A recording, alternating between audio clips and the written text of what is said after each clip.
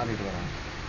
യാക്കോബായ സുറിയാനി സഭയുടെ കൊല്ലം ഭദ്രാസനത്തിൽപ്പെട്ട ദേവാലയമാണ് Kattachira saint Mary's Yakobaya സുറിയാനി പള്ളി. 1955 പരിശുദ്ധ ഏലിയാസ് മോർ യൂലിയൂസ് ബാവയാൽ കൂദാശ ദേവാലയം ഏറെ പീഡകളും പ്രതിസന്ധികളും വേദനകളും അനുഭവിച്ച് മുന്നേറിയെങ്കിലും 1970-75 കാലയളവിൽ സഭയിലുണ്ടായ തർക്കത്തെ തുടർന്ന് ഈ ദേവാലയവും പൂട്ടപ്പെടുകയുണ്ടായി. അങ്ങനെ ആരാധനയില്ലാതെ തെരുവീഥികളിൽ അലഞ്ഞടന്ന ഇടവകയിലെ വിശ്വാസികൾക്ക് ആരാധനാ സൗകര്യത്തിനു വേണ്ടി തെക്കൻ ഭദ്രാസനങ്ങളുടെ പുണ്യശ്ലോകനായ കുര്യാക്കോസ് മോർ കൂറിലോസ് തിരുമേനിയാൽ കൂദാശ സ്ഥാപിച്ചതാണ് ഈ ചാപ്പൽ. 1997 ആയപ്പോഴേക്കും 75 ആരംഭിച്ച വ്യവഹാരം അതിന്റെ മൂർധന്യത്തിലെത്തുകയും ഏലിയാസ് മോർ യൂലിയൂസ് ബാവയാൽ കൂദാശ പഴയ പള്ളി പൊളിച്ചു കളയുവാനും യാക്കോബായ വിഭാഗം പടുത്തുയർത്തിയ പുതിയ ദേവാലയം പുതിയതായി 12 വീട്ടുകാരുള്ള മറുവിഭാഗത്തിന് തുറന്നു കൊടുക്കുവാനും കേരള ഹൈക്കോടതി വിധിയുണ്ടായപ്പോൾ ഈ ഇടവകയിലെ 110 കുടുംബങ്ങൾ അതിനെതിരെ പ്രാർത്ഥനയോടെ പ്രതികരിക്കുവാൻ തീരുമാനിച്ചപ്പോൾ ഏറെ പ്രതിസന്ധികളും ഏറെ പീഡകളും പോലീസിന്റെ അതിക്രൂരമായ മർദ്ദനവും ഈ ഇടവകാംഗങ്ങൾ കേൾക്കേണ്ടതായി വന്നു.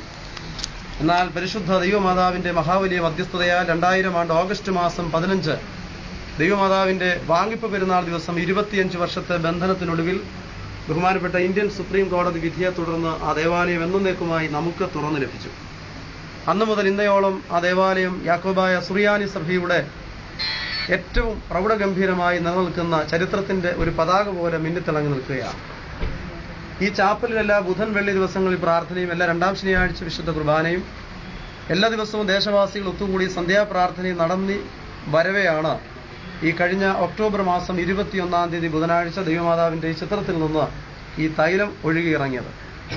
അസംഭവ്യമായ ഒരു കാര്യം സംഭവിക്കുമ്പോൾ സ്വാഭാവികമായി സംഭവിക്കുന്നത് പോലെ ഇത് കണ്ട സ്ത്രീജനങ്ങൾ കഴുകുകയും തുടച്ചു കളയുകയും ചെയ്തു. എങ്കിലും പിറ്റേ ദിവസം മുതൽ അനവരതമായി അനുഗ്രഹകരമായി ചിത്രത്തിന് തൈലം ഒഴുകി താഴെ വന്നിരിക്കുന്ന പാത്രത്തിലേക്ക് വീഴുവാൻ ആരംഭിച്ചു.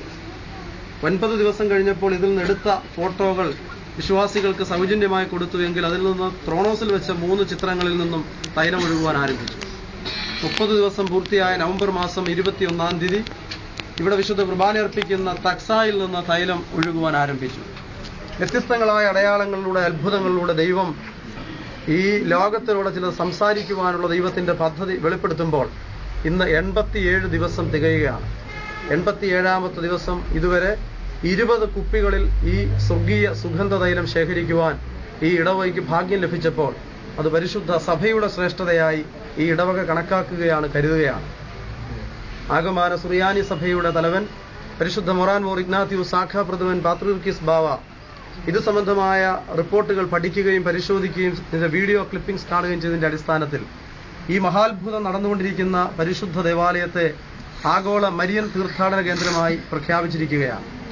പരിശുദ്ധ സഭ ഏറെ പ്രാർത്ഥനയോടെ ഏറെ അനുഗ്രഹത്തോടെ ഈ പരിശുദ്ധ ദേവാലയത്തിൽ നടക്കുന്ന മഹാത്ഭുതത്തെ കാണുമ്പോൾ ഈ ഇടവകയിലെ 115 കുടുംബങ്ങളും 24 മണിക്കൂറും ഈ ഇടവകയിൽ തന്നെ ജാഗരിച്ച് പ്രാർത്ഥിച്ച് ദൈവം തന്ന ഈ നിധിയെ പരിരക്ഷിക്കുവാൻ പ്രാർത്ഥനയോടെ പരിശുദ്ധിയോടെ കാത്തിരിക്കുമ്പോൾ ദൈവം കൂടുതൽ അനുഗ്രഹങ്ങളും കൂടുതൽ വെളിപ്പെടുത്തലും നൽകും എന്ന പ്രതീക്ഷയോടെയാണ് കാത്തിരിക്കുന്നത്.